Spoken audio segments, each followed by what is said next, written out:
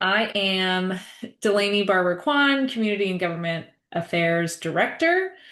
And we have Desi, our Conservation Campaign Manager, who is our water expert and aficionado. And we are a family of organizations, including a 501(c)(3), C4, and a political action committee. We are solutions oriented, searching for ways to advance environmental legislation however we can by working with people like you and keeping legislators informed and accountable. So we'll jump right into kind of how, and a shortened, abridged version of how a bill becomes a law in Indiana. Um, so we go through several steps and several versions throughout the process. As you can see right now with a bill like redistricting, it first went through first reading, which the chamber has to convene. They accept a bill on first reading, and that is when they're assigning them to relevant committees. So that could be Elections Committee, Environmental Affairs Committee, the Utilities Committee, which are a few of the ones we deal with, and you'll see us in a lot. Sometimes we're also in the Natural Resources Committee or the Agriculture Committee. So that is the first step in the process. Then, once it's in committee and assigned, it's really up to the committee chair to hear different bills. In committee, this is where a lot of amendments are offered. So, any changes that need to be made to the bill before it advances through the process, they also vote on those amendments. And it is pretty much the only time that they'll be taking public testimony on a bill. So, this is a really important piece in the process when you're thinking about if you want to testify at the State House. When it's in committee and it's being heard, which we also notify people about, that is your time to submit public comment. If it passes out of committee, it goes on to second reading, which it is sent back to that full chamber, whether it's the House or the Senate. And on second reading, amendments can also be heard by the full chamber. So anyone can offer an amendment. They can also request a vote or a voice vote on it. Um, and each member in the chamber has an opportunity to offer amendments and speak on the bill. Once it is engrossed on second reading or accepted on second reading, it will be heard on third reading, which is also up to the Speaker of the House or the President pro tem of the Senate on when they want to hear a bill on third reading. Typically, it's the next session day, whenever they're hosting session, but they can always wait and give that bill more time if there still needs to be discussions. And throughout the process, they can also send it back to second reading if they still need to make some changes. If it passes third reading, it goes to the other chamber and we do it all over again. Once it makes it through that entire process, there's a couple different things that can happen. If it passes third reading out of the opposite chamber, it'll go back, and the original author can do two things. They can concur or dissent.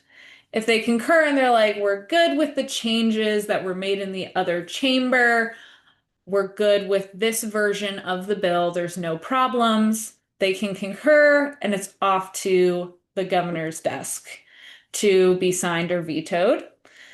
Um, this little red warning flashing sign is where the fun likes to happen in the State House, because we don't shenana once, we shenana again. So, conference committee, if the original author decides to dissent, they send it to a conference committee.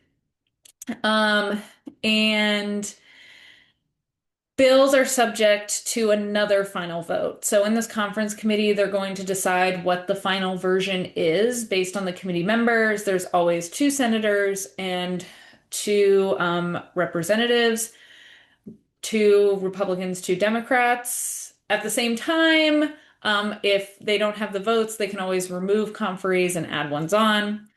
And then that final version is sent back to each chamber, and they both have to take a final vote on it again before it would go to the governor's desk. And a governor's veto in Indiana may be overridden by the General Assembly with a majority vote, which is a pretty low threshold. Okay. How to Okay. find bills to watch by Desi. Yeah, so part of the question I think you probably might have at some point is how do we know what bills to pay attention to? Because there are a ton. I think this last session there were like over 1,000 bills that were filed, so it can be a little bit overwhelming. So that's why you want to look at organizations and interest groups for things that you are that you care about, like Indiana conservation voters. We're going to have our energy, water, and democracy bills that we're watching. There's other regional organizations or state organizations, local. You've got Mirror Indy for like your Indianapolis local news. Citizens Action Coalition is statewide. Um, so there's a bunch of different options there, and you can sign up for updates from them, or you can do by subject matter. Like Environmental Working Group does a lot of like toxic stuff. Indiana Wildlife Federation, you got your wildlife.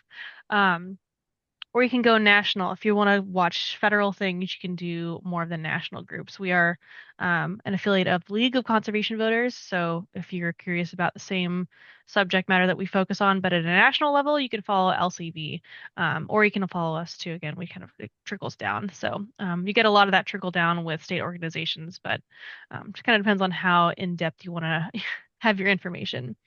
Um, so most of the time you can just go to any of these organizations' websites and find their newsletter, and you'll just get stuff right in your inbox with updates on what's going on.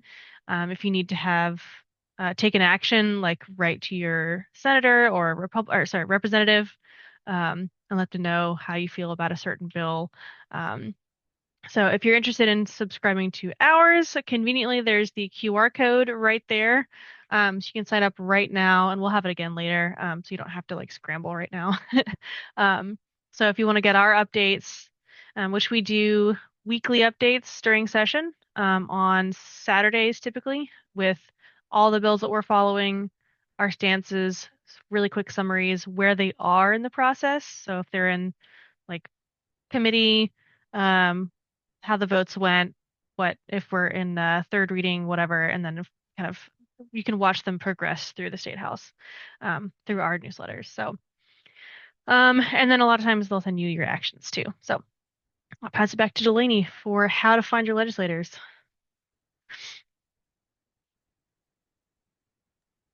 There we go. Okay, we already have the video kind of animation playing on the slide, but you can search, find your legislators, Indiana, iga.in.gov. It'll take you to the website. This is the 2025 one. It's been updated for 2026. And you'll go to the information tab, district information, find your legislator. You can enter your street address and it'll give you the senator, your House representative, and your congressional representative. Um, and we can also help you do that. Usually we have a link somewhere on our website as well, but this is the easiest way to find your legislator. And oh, we're playing through it again. I think this is going to go through the full video.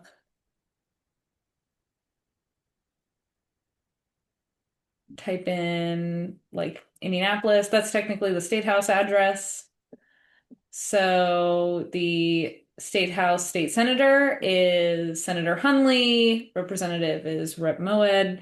And then you have Congressional Representative Carson. And then you can click on your legislator and find how to contact their office, their legislation, what committees they sit on, which is really important again when you want to be publicly heard. Committees are very important. Usually there's contact forms on their website, and we can also help you get in contact with their LAs or the hotline at the State House, which we usually share in our newsletter on how to quickly take action and who to contact. Okay. And we went through visiting the caucus page on how to find your legislator, and now we're on how to find your legislation. Yeah. So, fortunately, the IGA website is pretty it's relatively user friendly. So if you click through, you're probably going to be able to find what you're looking for. But one of the easiest ways is to go through and just do like a quick search um, for your bill if you know exactly what you're looking for. And then you can go through that bill page that we're kind of clicking through. This is the action page or all the actions for all the every step that's happened with the bill. So you can see this one at the time was on second reading. It had been ordered in gross, so it was heading to third reading in the State House. On the House side. So you can click through, you can look at the latest version of the bill with any amendments that have happened. This is the vote sheet for the committee. Um, so you can see who voted how for the committee hearing.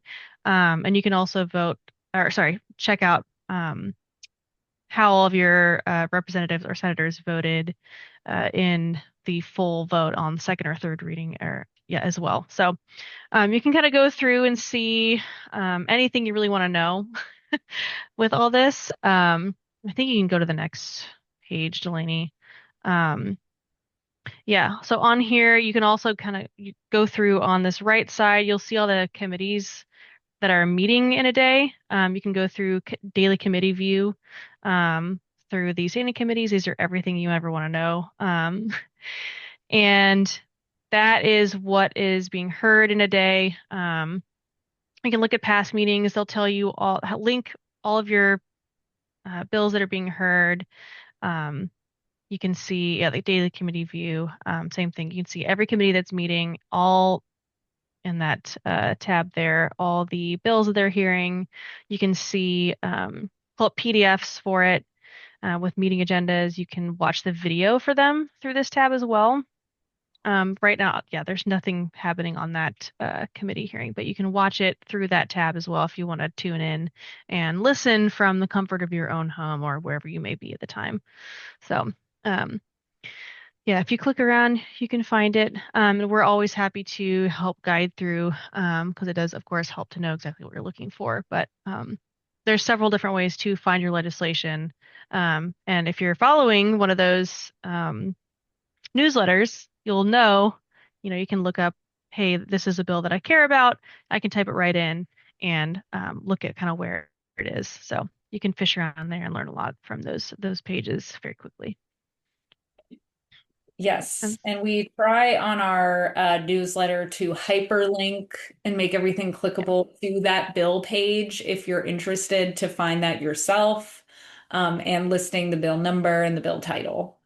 yeah. Okay, and then we're gonna kind of switch subjects here a little bit. I guess I'll leave a little section. Does anybody have questions about using that website to find anything? A sec. Yeah, you should have the Okay, option to come off mute or put it in the chat as well. yeah, and you're welcome to interrupt too. But hearing none so far, we'll keep going. So when having a conversation with your legislator, either reaching out just to make contact or writing an email, or if you have sit down like one-on-one conversation, there are a few key things to remember when having these conversations. Right at the top there is listen and lead with positivity. It's a lot more effective to come with a good attitude and kind of listen to their take on things, as well as they're expected to listen to you as um, number one is make sure to make your ask clear when you're having this conversation, and then repeat it in whatever conversation you're having, mostly at the end to just kind of drive that home. And then develop a personal connection through some kind of shared value, like, oh, hey, we're both Hoosiers, like, oh, we both went to Purdue or IU or whatever it may be that you may have as a kind of connective thread between the two of you, um, is really effective. So, or what connects you to that issue as well. So, if it has something to do with just because it's stuck in my head, Purdue, or West Lafayette, you can connect it through there. So why do you care? Illustrate why this means something to you. Um, and then, yeah, that common value, find that connection with your state legislator as well. What do you both care about? Keep it focused. I know there are a lot of things that come up that you care about that are important to you. But a lot of these conversations have to be really quick and to the point. So you want to keep it short and focused on the issue that you're there to talk about. Um, you can always reach out again if you need to talk about something else, but when having a conversation, you want to make sure that it is tight. You don't get lost in the sauce there. Stay gracious. You're the expert. You're there to also teach and inform, in addition to listening to their take too. You're the one that's going to have all the information. You're teaching them. You're the expert on this subject. So remember that you are in that position there. And when doing that education, don't lean too heavily on really hard facts, statistics, numbers. Don't use jargon. Remember your audience. Make sure that you're making clear, having sending a clear message um, to an audience that may not be an expert at this thing. So, and then once you've had all these, hit all these points, again, loop around and repeat your ask. Um, yeah, so in that, there's a nice little 5-step process to make sure that you have your very tight message. So, one, introduce yourself, of course. Hey, I'm Desi Rebel. I have this connection to the issue that we're talking about. State your ask. A lot of times it's please oppose or vote for, vote against this bill, um, and why it would be an issue, why it would be beneficial. Um, Use a personal anecdote, connect yourself to the issue at hand, why you care, why it might affect you. Um, Appeal to that common value that you've established with your legislator. And then again, repeat your ask at the end there, um, to drive that point home once again. And then thank them, especially for the time. They are your legislator. They're here to work for you. But at the same time, it's nice to thank them for their time, to have this conversation with you. And then offer to help. Say, hey, I'm here if you have any more questions. I'm happy to answer them. Sometimes they will, ask more questions of you to clarify your point or whatever they may need. So always offer to be that resource for them. Yeah.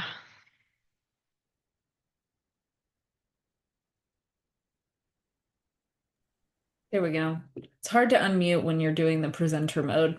Um, so I'll go through super quickly how to testify. If you really feel passionately about a specific bill, we always encourage you, if you want to and are available, to testify in committee. It can be really impactful and show that you care so much about an issue that you took time out of your day on a weekday to come down to the State House to make your voice heard. And there are ways we can craft your message with things that Desi was talking about that can be the most effective and beneficial to also getting your point across in testimony. Um, if you follow our newsletter or someone else's newsletter, there should be information on how to testify. So, what committee it's being heard in, what the date is, the time, and the room. It's always good to, again, check maybe on your phone or your device the morning of, triple check that everything is still going according to plan. Sometimes weather, what have you, things can get canceled or moved around. So always double check that the schedule is still moving forward. Um, then prepare your testimony. You're looking for something that's probably under 5 minutes. Sometimes, if there's a lot of people testifying, you want something 3 minutes or less. So, again, make your ask really clear. Maybe have 1 to 3 supporting points in your connection to that issue, and that can help get your point across in a very clear and concise way. Always good to arrive a little early if you can to the committee room. Um, you can sign up to testify the night before. Sometimes this feature is a little glitchy online, but typically it's been open so you can sign up to testify online. They also have iPads now there outside the committee room or just inside the committee room where you can sign up to testify. And then worst case scenario, they usually have just like hard copy paper slips that you give to the LSA lawyer who's usually sitting right by the chairman. Um, and then you will wait until the chair calls your name. Again, if you can communicate with us and you're testifying on a bill that we're also following, you can also meet up with us at the State House, reach out to any of our contact information. It is always helpful if there's a lot of people testifying the day, especially if you're a constituent of a member of the committee. It's helpful if someone can also kind of give them the heads up and tell them that you're here, you're their constituent, and you've signed up to testify to make sure that you're on the list to be heard. Sometimes they cut people off if it's going too long. Sometimes people let it go for 7 hours, which is great. We love everybody being heard, but it is up to the chair depending on how they want to run the committee. Um, and always don't forget to, when you say thank you and finish your testimony, the committee can ask you questions. And typically these are very easy questions for constituents on like, why are you here today? And explain more about the issue. But always good to wait for questions before getting up and leaving. Um, Now, small break because we have time. If anybody has any questions after kind of crafting your message and testifying at the State House, please put that in the chat or come off mute, and then we'll go into what to expect next session or this session, I guess. It's started. Hmm.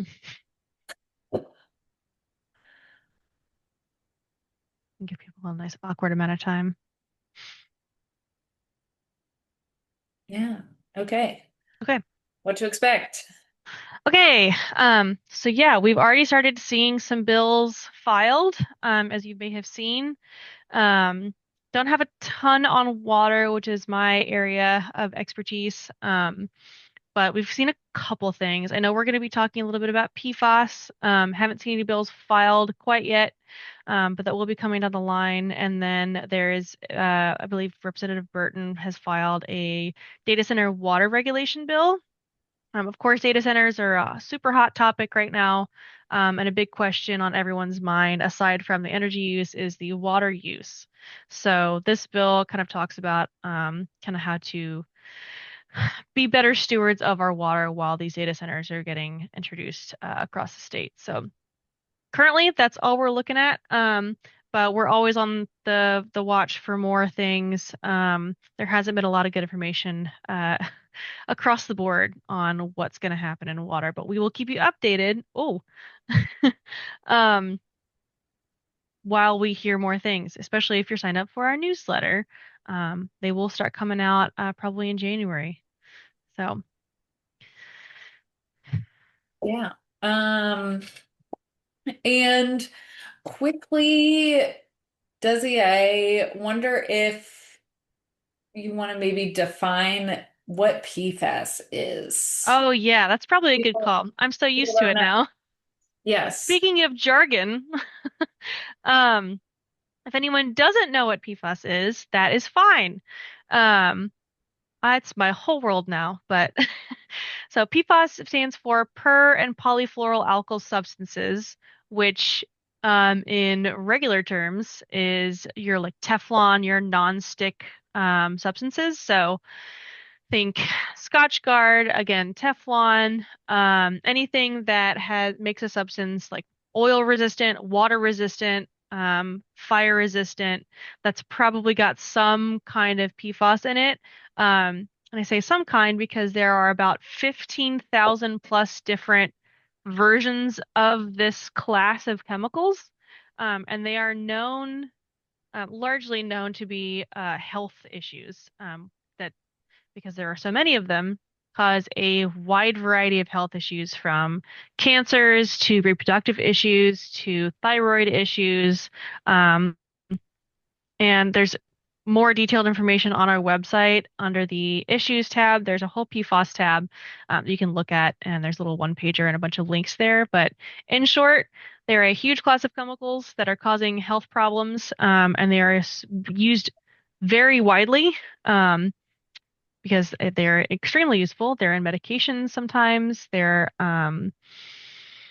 Yeah, I mean, I'm wearing them. I'm contacts, so they're kind of hard to avoid. So that's why we started to have these conversations about these chemicals and kind of try and figure out how best to mitigate harm while still being able to generally use them because they are so useful. They're kind of like plastics in that sense. So. Yeah. You want to learn more? It's on our website, and I'm always happy to have a conversation about it. So definitely reach out. Yeah. That is definitely a topic the General Assembly has looked at before, and we expect them to look at it again. So, and we will definitely be engaging on that issue. So watch Hmm. out for that. And we definitely expect more conversation to happen this session. Um, okay, energy. Not a lot of people are saying things on energy this year. Nothing. Not really. It is the topic on everybody's mind, um, in more ways than one. And I think Hoosiers across the state are feeling affordability in a lot of different ways. A lot of things are more expensive. And for some Hoosiers, deciding between keeping the lights on, grocery bills, or healthcare costs is a choice we don't want anyone to have to make. So, um, I think constituents have been really good about reaching out to their lawmakers, and I think we're hearing from a lot of lawmakers that they're taking this issue very seriously and thinking of different ways to approach energy affordability and utility accountability in this next session. We've already seen some bills filed because we're in this weird kind of special, not special session right now. Some bills have already been officially filed, but typically we don't expect a lot of bills to be filed until after the new year. So we're kind of in a weird holding pattern. We're probably going to see more bills filed between now and January 5th. But on energy affordability right off the bat and utility accountability, um, SB 83 is authored by Senator Cadora. It has a lot of different utility ideas in it. Kind of the most prominent one is the selling and acquisition of our utilities, which, because in the news recently, you may have seen that BlackRock was interested in buying AES, and we don't really have any checks or balances or safeguards on approving those mergers and acquisitions. Our Utility Regulatory Commission right now has the ability, if they want to review acquisitions like that. But they used to have about 20 years ago the approval authority of any merger or acquisition of our public utilities, but they no longer do. So that is definitely an issue on people's minds of looking at how we make sure that our public utilities are serving Hoosiers in the best way possible. Um, HB 1068 is by Representative Mosley, which right now, you might see on our blog as well. I did a post on our utility regulatory commissioners and how that is decided. We have five, and right now the process, which we're in the process of selecting three more, are governor appointed. And in some states, they have additional measures in place, like confirmation by the Senate or the House, which also requires a public hearing by the public and more opportunities for public engagement. And in some states, they're elected either at-large seats or in districts, depending on utility. This would require any governor-appointed commissioners can serve a term, and then after that first term, it is up to the voters if they want to keep that commissioner. So trying to add more accountability and also more ways for Hoosiers to engage because our Utility Regulatory Commission is kind of that guard between intaking what the utilities plan to build and meet our energy needs, the costs of those, and determining how much our rates are, which impacts your bill. There are also other things that get tacked onto your bill that the commission doesn't really have control over, but there is a large part of your bill that the commission does. So it's really important that we get great commissioners. Um, on energy affordability, we're also looking and part of a group that's pushing for community energy. This is any kind of small scale energy facility, so anything less than 5 megawatts, most commonly solar.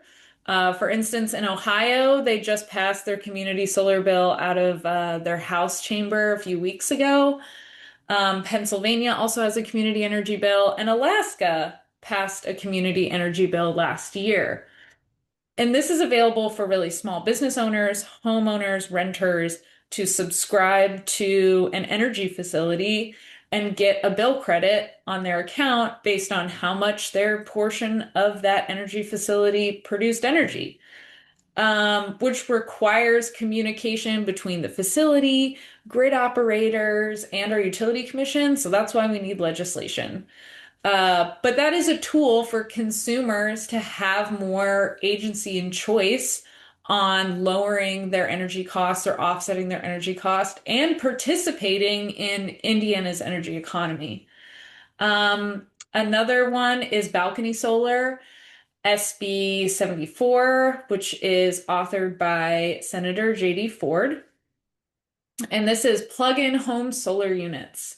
So this bill recently passed in Utah, and they are also available for sale in Europe, which is basically plug and play. You can plug into a standard outlet, a small solar array, put it on your balcony, put it in your garden.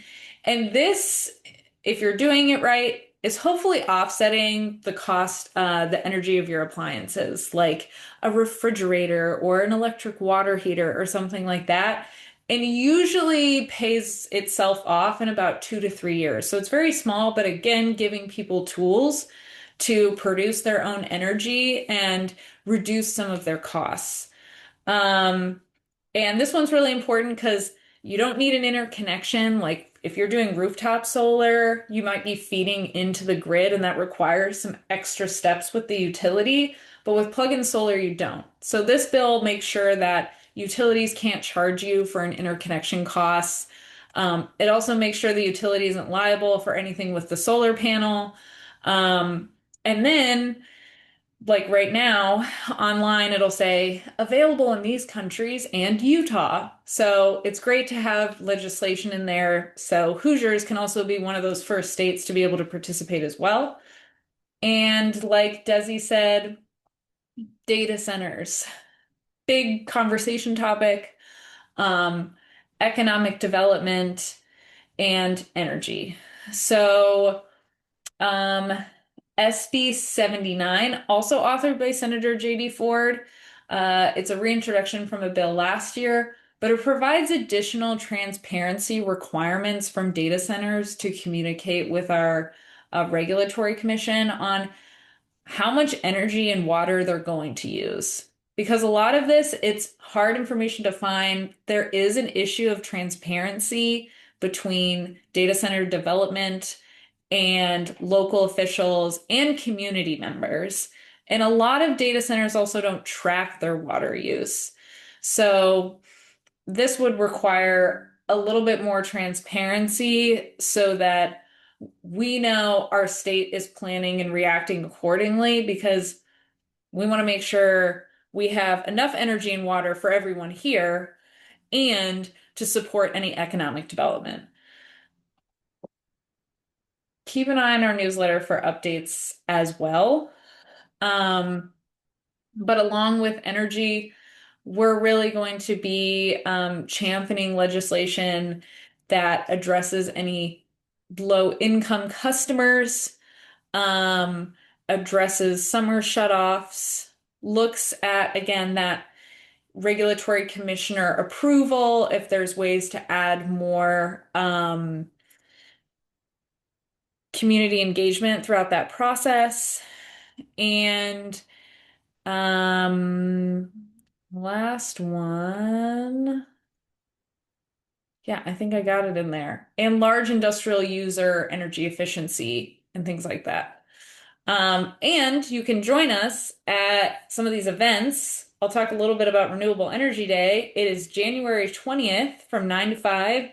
We'll help you along with everyone else organizing that, Solar United Neighbors or Charter Indiana, Hoosier Environmental Council, um, to meet with your legislators, invite them down to lunch. We'll have speakers, and there'll probably be a virtual training the week before, which I will be a part of, to also go through all of the policies, energy policies that are kind of out there and give you kind of a brief rundown of those. And that is a great day to come to the State House. We'll also have buses coming around different areas of the state, so you don't have to drive by yourself. And you can have fun at the State House with us and talk about renewable energy. And then Desi is hosting Water Stewardship Day. Yeah, so this will be our second year that we've had a Water Stewardship Day. So very similar format to Renewable Energy Day, taking some inspiration from there.